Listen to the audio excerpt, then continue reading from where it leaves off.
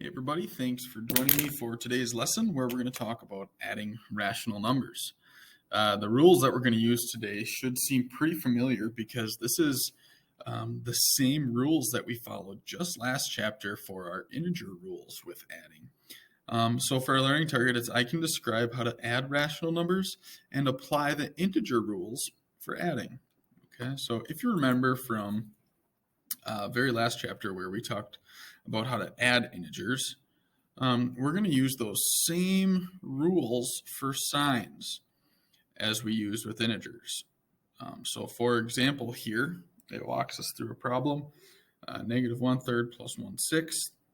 We're going to first get a common denominator. So we're going to change 1/3 into 2/6 by multiplying on top and bottom by 2.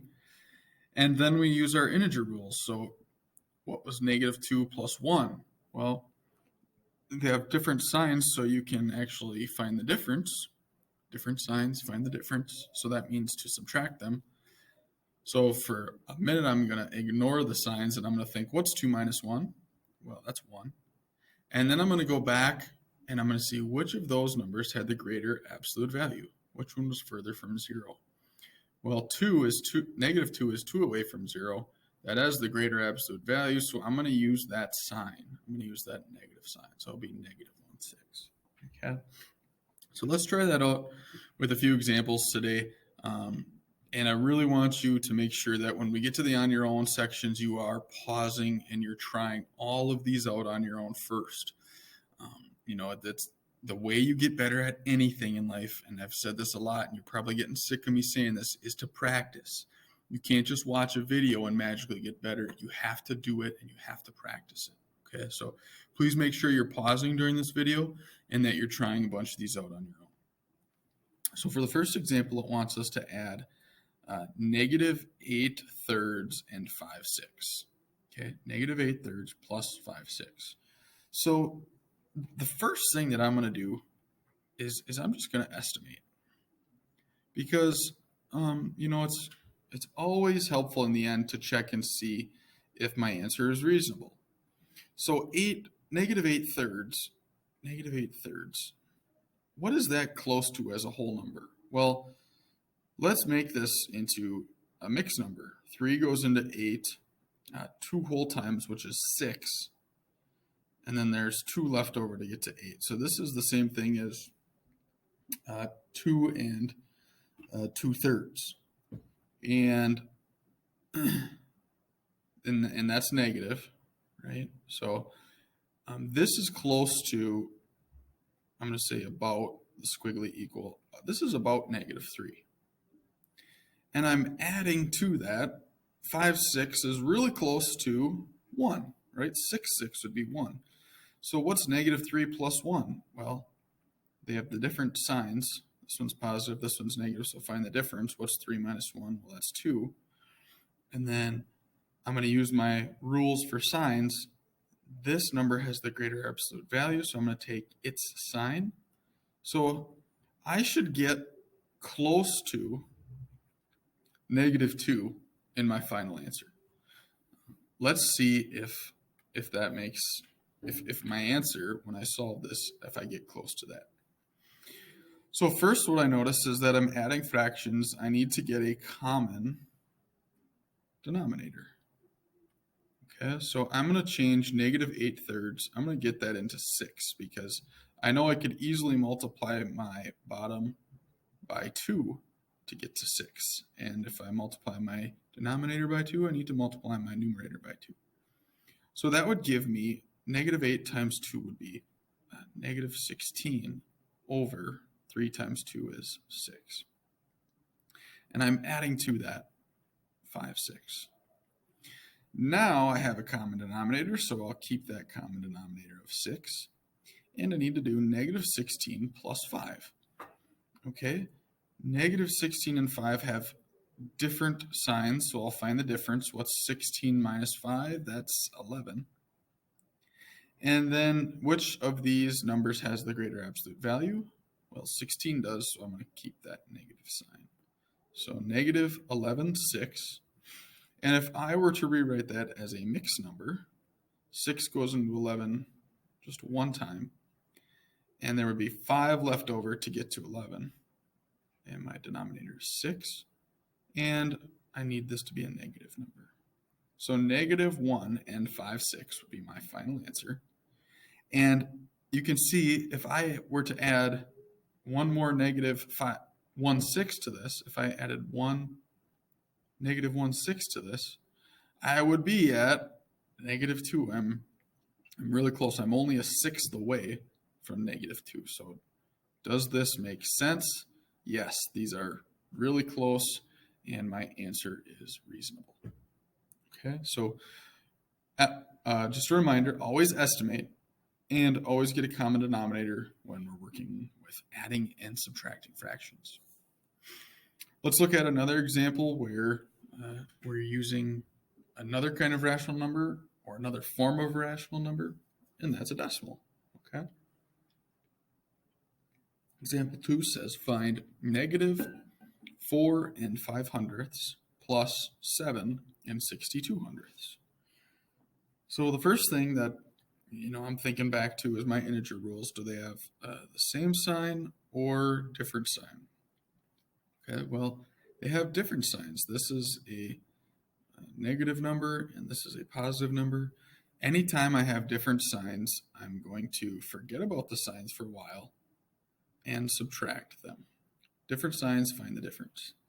So I'm just going to pretend that this is a normal subtraction problem, like I'm back in maybe 5th grade, and I'm taking 7.62 and I'm subtracting 4.05.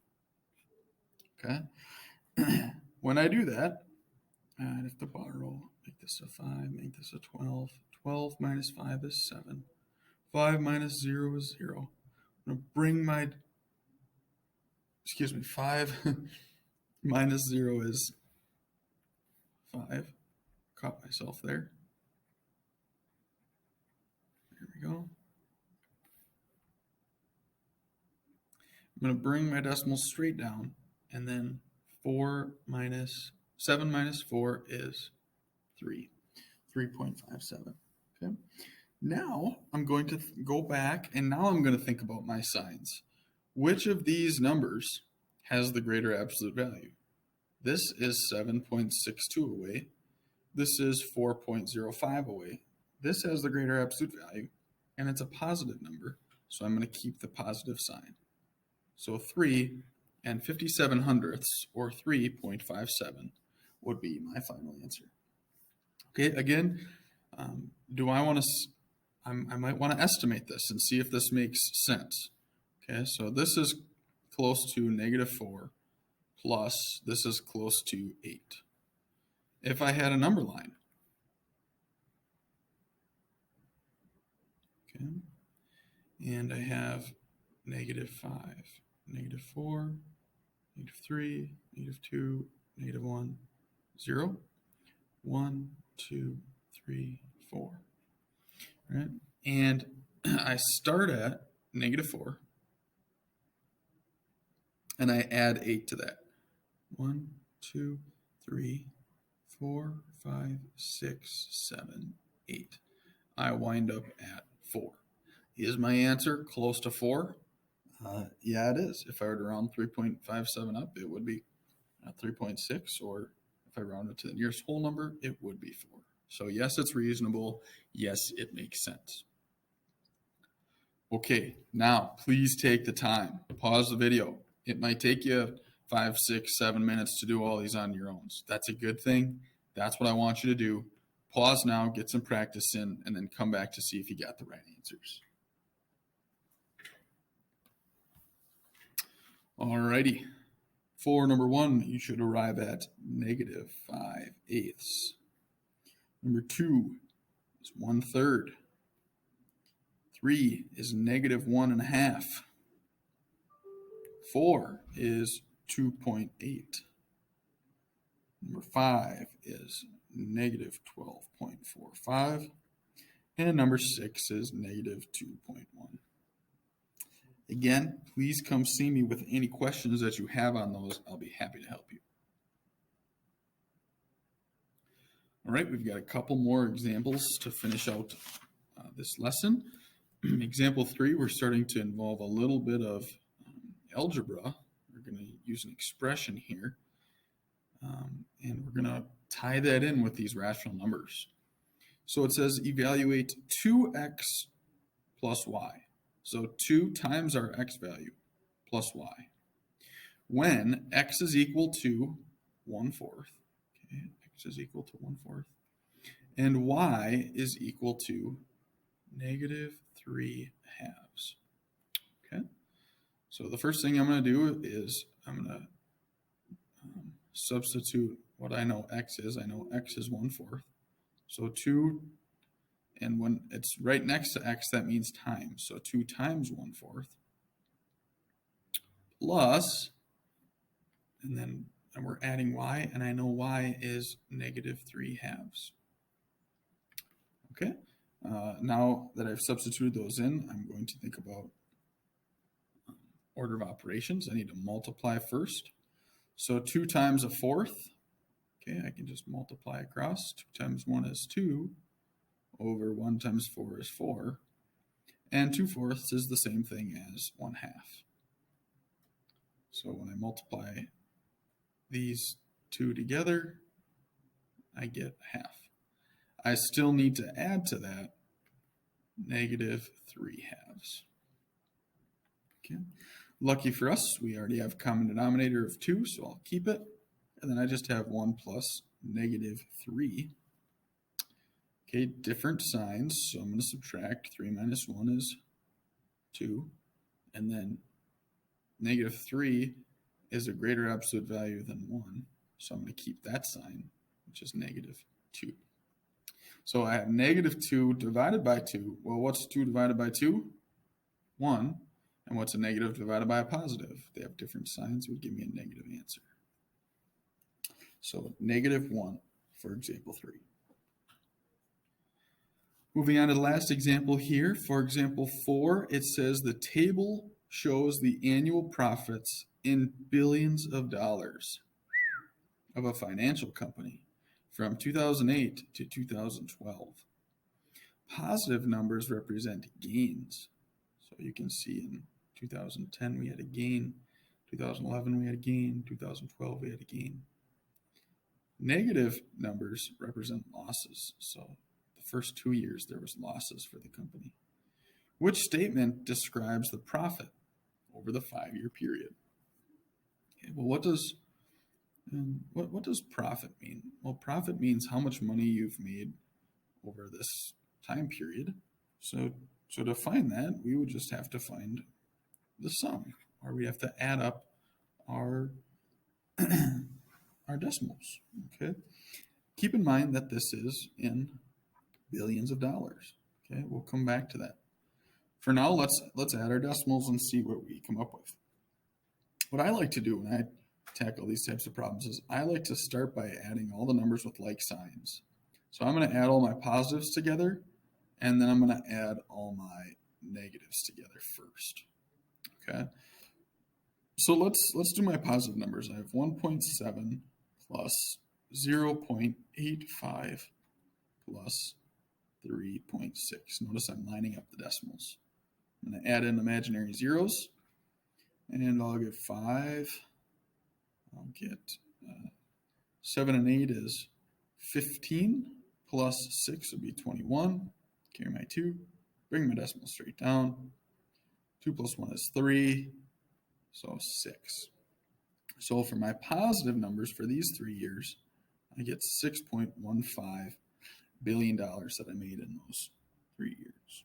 Okay. Let's also add my negatives together. I have -1.7 plus -4.75. Anytime I have the same sign, I can just add my numbers and keep the sign. They're both negative, so I'll keep my answer negative, and I'll just add my numbers together. 0 and 5 is 5. 7 and 7 is 14. Carry my 1. 4, 5 is 6. Bring my decimal straight down. So I've got -6.45. So you can see here pretty clearly, this is -6 45 hundredths, and this is 6 and 15 hundredths. This is negative, this is positive.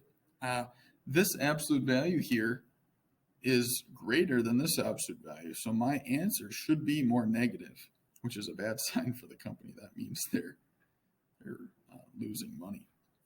So let's add those two together now to find my sum. Well, anytime I have different signs, I'm actually going to subtract. So what's 6.45 minus 6.15? 0, 3, 0. And now think about the signs. Which one of these had the greater absolute value? The negative did. So that's represented by negative 0.30, and that's in billions of dollars. Okay, same thing as negative 0.3 billion. All right, so let's look at my options. I have for A and B, it talks about gains. Well, I can automatically eliminate those because I know I ended up with a negative answer. I have to have a loss. Do you see anywhere where it talks about 0.3 billion? Well, actually, I'm in millions for both of these. So what I need to do when I go from billions to millions is I need to move my decimal 3 spots to the right. So 1, 2, 3. There's my new decimal. You'll see I have to add in 2 zeros. So that's the same as 300 million. Woofda! A loss of $300 million. Letter D is the correct choice. That's losing a lot of money. Hopefully, in 2013 and 14, and as the years went on, they start gaining a little bit more money. Alrighty, that brings us to the last section of the On Your Own. Please pause the video now and try out 7, 8, and 9. Okay, wrapping up for number 7, you should get negative 1/2. For number 8, you should get 2. And for number 9, you should get a gain of 770 million.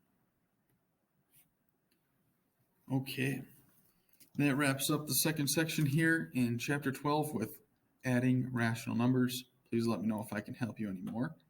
Thanks for tuning in today. Biggest idea and takeaway is using the rules for signs that we did for integers and then applying those to rational numbers. Okay, I'll see you guys later.